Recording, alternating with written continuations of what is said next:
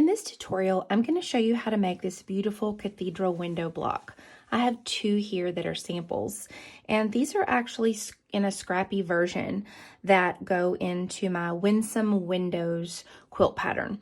And you can make a scrappy version if you want, all out of strips, or if you want, you could make them out of solids. Again, you can use charm squares or layer cakes. So you have several options between yardage, strips, and pre-cuts. This is actually a really easy block to make. There are some tips that I'm going to show you along the way in this tutorial. So as I mentioned in the pattern, it's really important to watch this video first, as well as to read all of the directions in the pattern before you begin. So let's get started on the cathedral window block, which is the block that makes up my Winsome Windows quilt.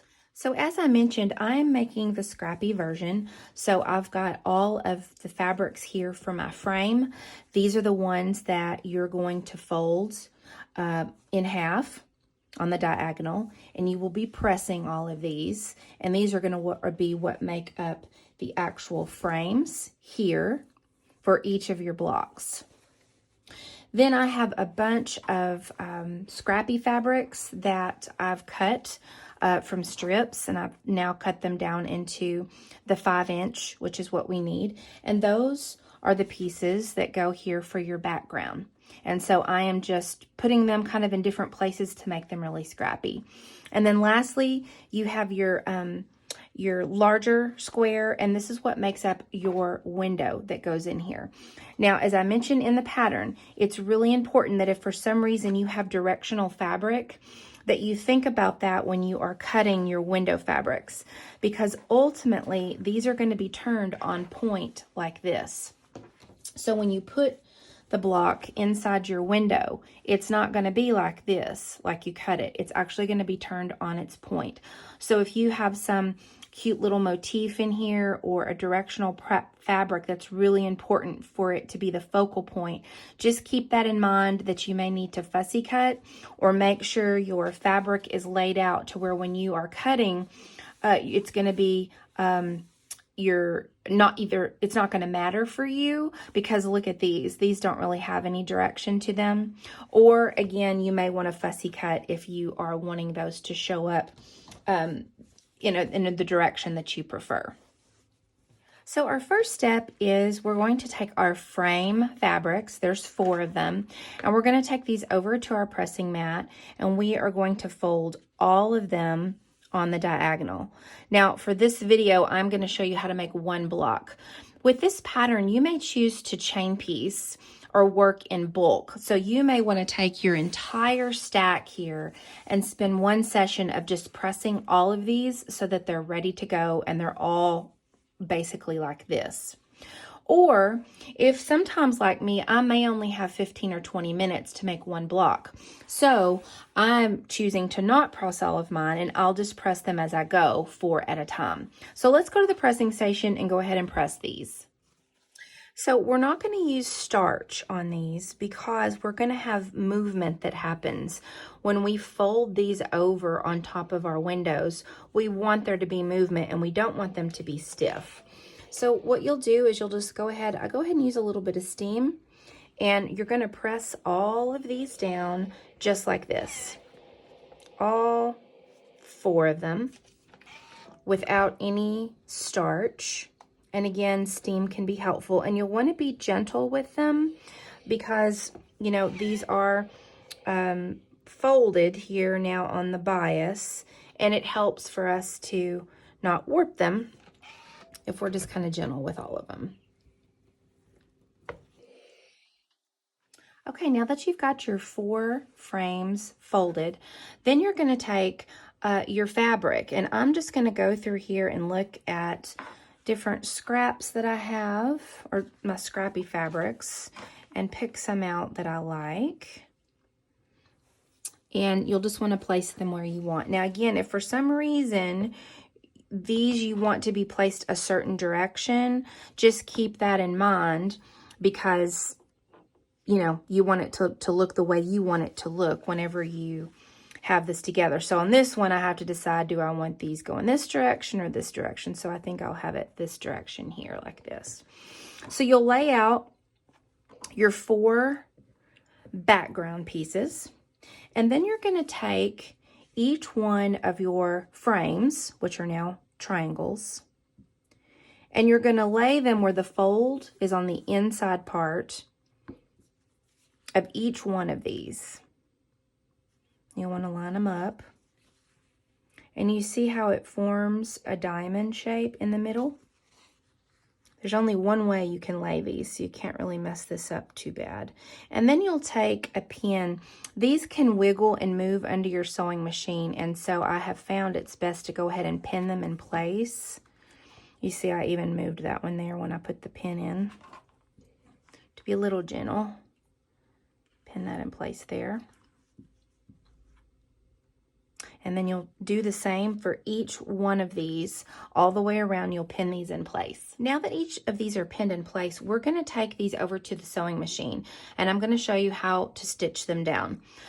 First, let me tell you, one of the tips I mentioned in the pattern is if you have a single whole needle plate for your sewing machine, that will be really, really important, because you're going to be starting here as you stitch down. Now, if you don't have the single whole needle plate, you'll want to probably use leaders and possibly enders, because when you have a wider slot in your sewing machine, I'll show you in a minute, it can pull this fabric down inside the machine. So that is one tip. If you do have that option to switch out your plates, I would suggest that you do that, or you'll need to use leaders and enders. I also mentioned the pattern, it can be helpful to have a stiletto. And then if you can see here, I'm not sure how well you can see, but this plate right here that I have actually just has one little bitty hole under here, right there. And on a lot of sewing machines, there's actually a long slit in there to where you could do a zigzag stitch. So if you have the option to put in your single hole plate, put that in there, because that way you won't have to use leaders and enders. So what we're going to be doing is we're going to take each one of these little units, your background frame unit, and we're going to sew 1/8 of an inch all the way down. We're going to pivot, turn, and sew 1/8 of an inch all the way down right off the edge.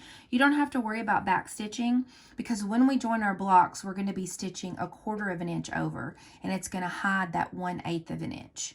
So no need to worry about that or being perfect. We basically are doing that stitch to keep it in place. Another little tip I can tell you, if you want to take the extra time, you could put a dab of your Roxanne glue based it glue right here on each of the 3 corners to keep your fabric in place if you'd like.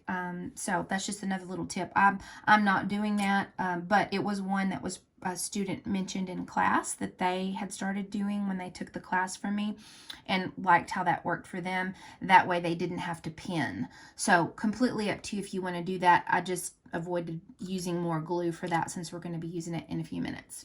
So what we're going to do is we're going to go approximately 1/8 of an inch. Now remember, if you don't have the needle plate to change out, you may want to use leaders so that it doesn't pull your fabric down in the hole. You'll also want the stitch length of about 1.8, 1.9. You want those stitches to be pretty close together. And you're just going to stitch 1/8 of an inch down. And the reason for that, again, is just to keep this fabric in place until we can actually join our blocks. So I'm going to pivot, can do one more stitch there, and then come right down the other side.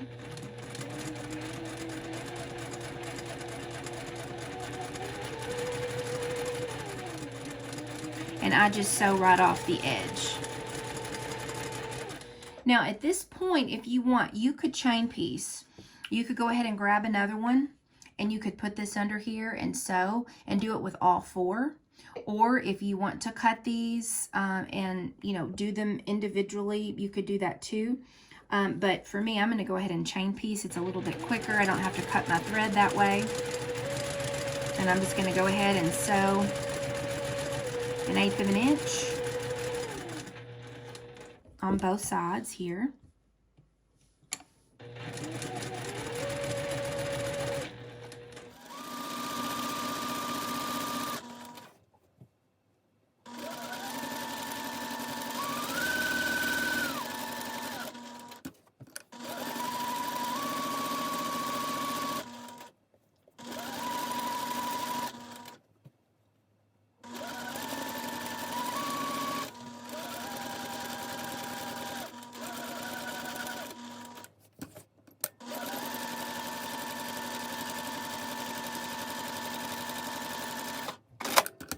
Now, a really handy gadget I really like is this is the blade saver, and it actually is great for chain piecing. You put your old rotary blades in here because they're still sharp, and when you do chain piecing, it makes it a lot easier. You don't have to get out your scissors or your snips to cut those threads. And actually, you know what? I missed part of that on this one. I got a little too close to the edge, so I'll have to sew that back down from here to here. So double check yours and make sure you get it underneath the needle. It can happen to the best of us. Okay, so now we are going to lay our pieces out to where we form this diamond again in the middle. And this is a good time to decide, do I like where everything is? Do I not? And actually, I'm going to move a couple of pieces here. This is how I like it, like this, so that flower shows really well. So then what we're going to do is you're going to lay this piece on top of this piece, and this one on top of this one. You'll take this to your sewing machine, and you're going to stitch 1/4 of an inch all the way down on both sides, and then we'll join all of these pieces to make the block. Okay, so now we've got the top two sewn together and the bottom two. So let's go over to the pressing mat. I'm going to show you a little bit about pressing because we've got thick seams on the back, and this is what I have found is extremely helpful when pressing out this block. So if you have a tailor's clapper, this would be a great time to use it. If you don't, that's okay. But if you'll notice here, we have got a total of 7 layers. So we've got 3 on this side and we've got 3 on that side. So for this particular block, it is not one in which you would press your seams to the side. I know there's a lot of feelings on that, but believe me, I've tried this and it's really, really bulky, especially if it comes time to quilt some blocks. This one you're actually not going to be quilting over the middle, but you're going to press that, and then with a tailor's clapper you just set this on top of it, and I just let it set there while I go ahead and press these seams open on the other block. So I'll just do that kind of with my fingers, press that open, give it a little bit of steam. And then I can put the tailor's clapper there on top of that one. Now, I'll turn this over and give it another good press to help it lay really flat. Again, not using any starch because we do want movement with these pieces here, which are the frames. So I'll turn this over. Whoops. Got that one. Had a little bit of bulk underneath there, so you'll have to be a little careful. Add a little more steam. Have those lay really nice and flat. There we go. Okay, so now we're going to take this to our sewing machine, and you're going to join these 2 blocks. So what you'll do is you'll lay this on top of this one, and you're gonna line up your seams, nest them, and I have found because there's so much bulk, it's best to use a clover clip rather than a pin to just hold those in place. Sometimes when you are stitching the 1/4 inch all the way down, because there's so many layers here, it'll want to move your fabric out of the way when it's not clipped. So I've decided a clip really holds it in place well as I'm stitching down, and I can just slowly remove this. So you'll just take this to your sewing machine and sew a 1/4 inch all the way down. Okay, so now that you've sewn all these together, it's time to press again. And again, we have a lot of bulk back here. So it's important to press these open. Pressing to the side makes it more bulky. If you want to, you absolutely can. It's up to you. I've just found that they lay flatter when we press them open. So I'm just going to take my iron. I'll open it up here with my fingers, and I use some steam, and I kind of hold this here for a few minutes because this is, again, a lot of fabric. And then I'll use my tailor's clapper. Leave that on there for just a minute. And then I'll flip it over, and I'll give it one last press with some more steam.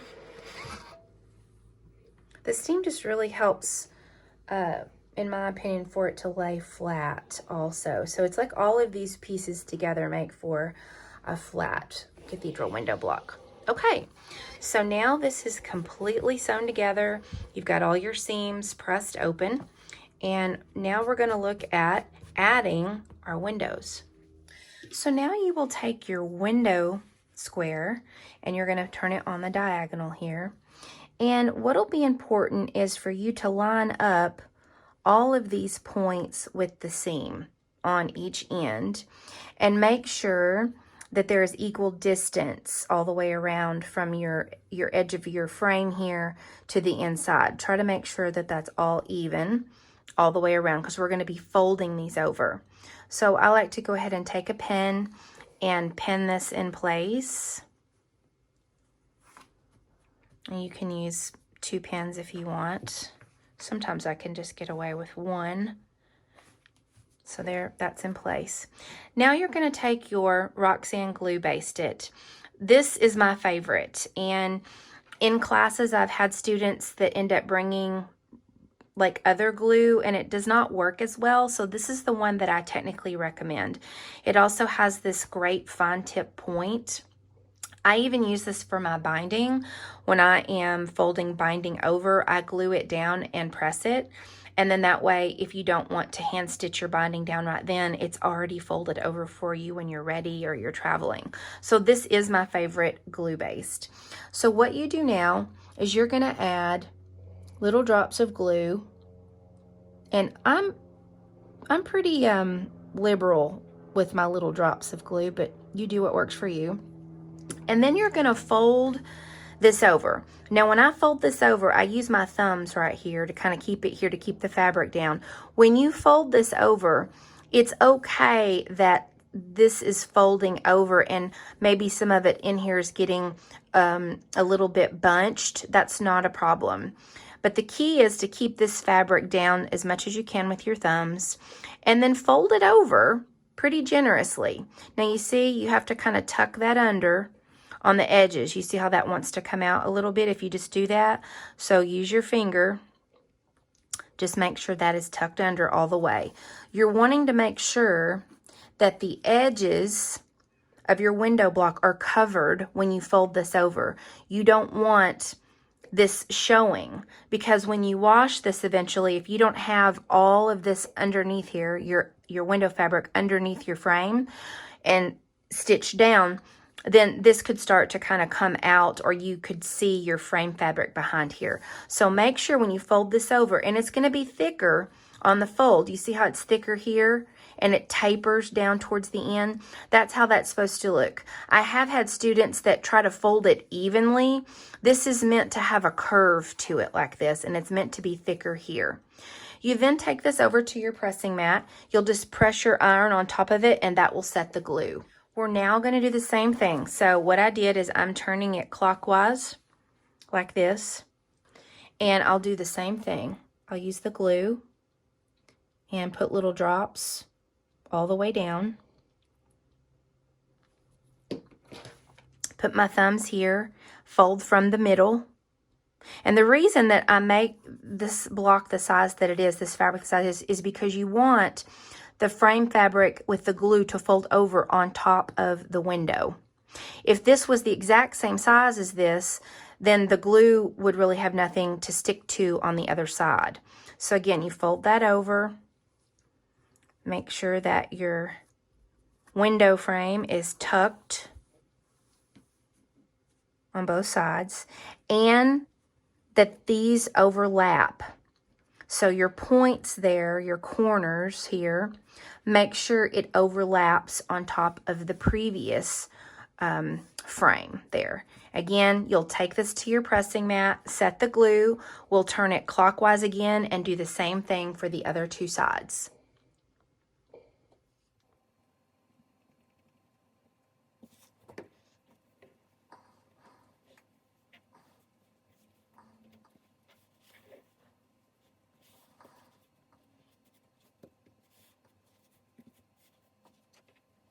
Okay, now you have all of your window frames sewn down, so I'm going to take out my pins.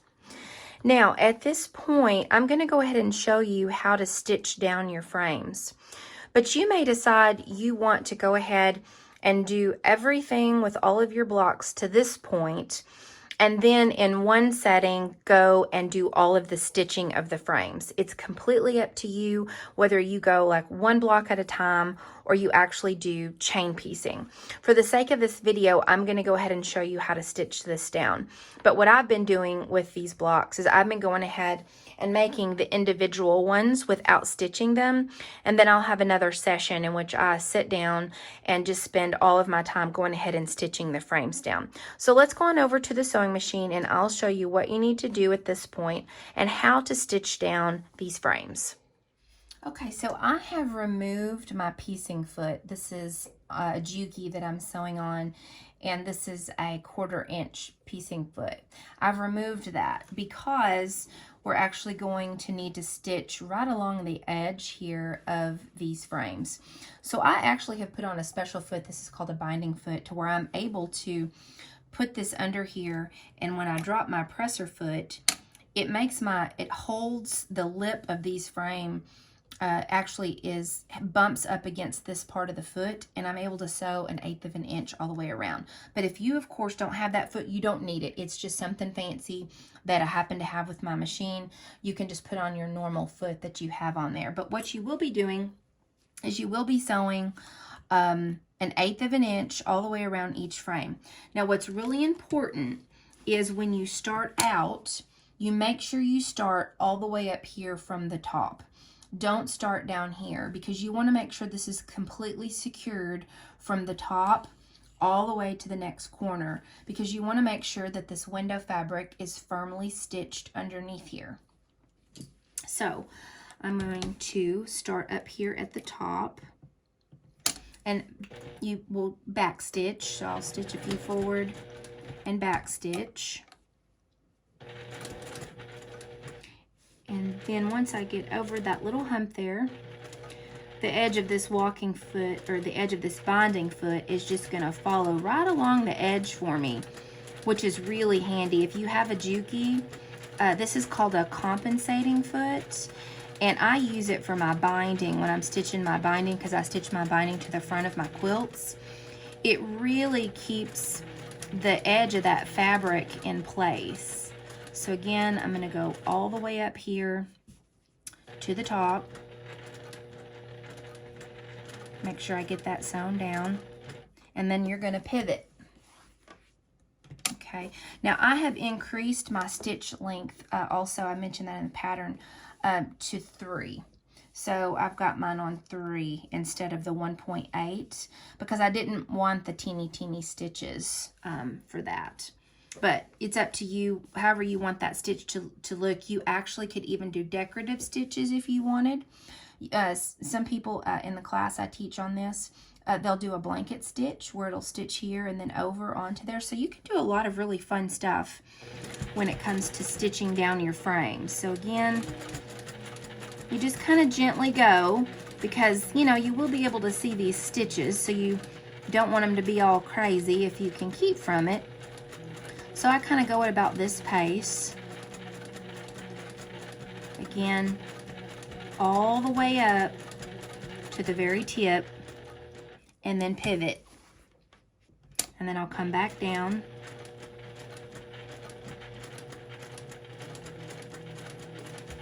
And sew right along the edge. On one quilt I was making of the cathedral windows on my last pattern, I forgot to stitch one of these down.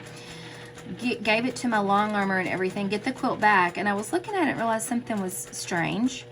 And I had not stitched one of these frames down. So I actually had to go ahead and put the whole quilt under my machine and stitch that down. Because if you don't, when you wash this, oops, do a back stitch there. When you wash this, the glue washes out. So all your frames would be completely undone. So just make sure you don't forget to stitch these frames down, or you will have a mess on your hands when you wash your quilts, or if it's gifted when they wash their quilt. And then I come all the way in, do a back stitch. Let me zoom out for you.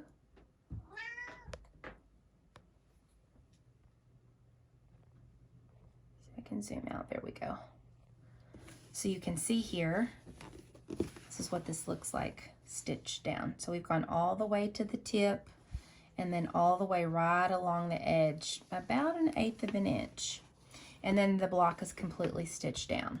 One thing I want to mention to you regarding embroidery, I've seen a few people, and I've done it on other blocks like hexagon flower blocks, but if you want to embroider with your machine or by hand the inside of these windows, it can be beautiful. What you'll need to do is you would need to embroider this individual piece before you put it inside this unit here, because pulling a needle through all of these seams is almost impossible. It's very difficult. So again, if you want to do some kind of beautiful embroidery on these window fabrics with your machine or by hand, make sure you do that with these before you insert them inside the frame. And there you go. Here is your cathedral window block that makes up the Winsome window quilt. And this is completely sewn down, and you will make however many a number of these you need, depending on if you're making the child size, the lap size, or the large throw. It tells you how many of these to make. Now, a couple of tips, I mentioned them in the pattern, but really want to reiterate this. Because these seams are so thick, two things, because they're so thick, and also cathedral window blocks are not meant to be quilted over, and that is mainly because if you feel in here, you can feel those thick seams. When I first was experimenting with this method, I went ahead and quilted over it. I broke a needle. The needle doesn't want to go up over these seams, and the quilting inside did not look good at all. Not to mention, if you were taking this to a long armor, they can't go over these pieces here. The presser foot would get stuck over these. So cathedral window blocks, this part here, are not meant to be quilted. They're meant to be left unquilted. But you do still have the stitch there that kind of looks like it's been quilted all the way through. Now, when you join all of these blocks together, as I mentioned in the pattern, there are a couple ways to quilt this. Once all these are joined, you could stitch in the ditch. Partially, it's good that way because these seams are folded to the side, and so it's more secure when you stitch in the ditch if you're sewing through a seam that's folded to the side rather than if these seams were folded open. So that's why in the pattern I mentioned press your seams to the side and then stitch in the ditch, and you would just stitch in the ditch all the way down your quilt and then all the way across your quilt, and then these would be left unquilted. Another thing you can do is you could use the quilt as you go method, and I've linked a link for you to my YouTube channel to show you kind of the fast glance of that. But what you can do is you can cut a piece of batting that is 1 inch larger than this block, and you could go ahead just with the batting in this, you could quilt this outside area of each of these individual blocks. And then what happens is you join each of your blocks with the batting, of course, already behind it because you've quilted it to it. You would join all your blocks, and then you would stitch in the ditch there. The only piece to that is whenever you do that, you want to use 100% cotton batting, because when you flip it over and you press your seams, you're going to press them open because you've got batting on both sides. So really the only way to do that is to press it open.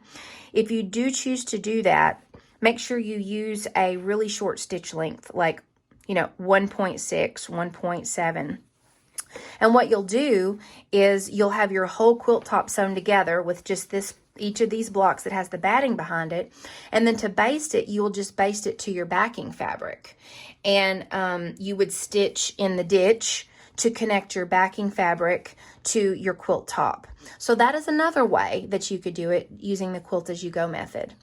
And then lastly, you could choose to free motion quilt it either on your domestic machine where you maneuver it around your sewing machine. You know, you'll have to turn it quite a bit to do, you know, some kind of free motion quilting in there. Or you could send it to your long armor for custom free motion where they can control their long arm machine and make sure that they don't stitch over this part here. So that's what I mean when I say a couple methods to quilt these. But these are not meant to be quilted from edge to edge because of these lips here on the edge, as well as the bulk in the middle. These are meant to just really highlight and pop and stand out themselves without any quilting. I think they're such lovely blocks. It doesn't bother me at all that it's not quilted completely. Okay, so that is how you make your cathedral window block along with the tips that I mentioned. So I hope you have so much fun making these lovely blocks, whether you do the scrappy version or you do yardage or you use pre-cuts. There's just a lot of options. And with this particular block, it does require a bit more fabric, and that is because you're adding these 4 frames that normally would not be in a block or in a pattern. Well, I can't wait to see all of your Winsome Window quilts. I'm Belle from Seam Sew Me. Please give this video a like and subscribe to my YouTube channel if you haven't already. And until next time, quilty friends, make lovely things.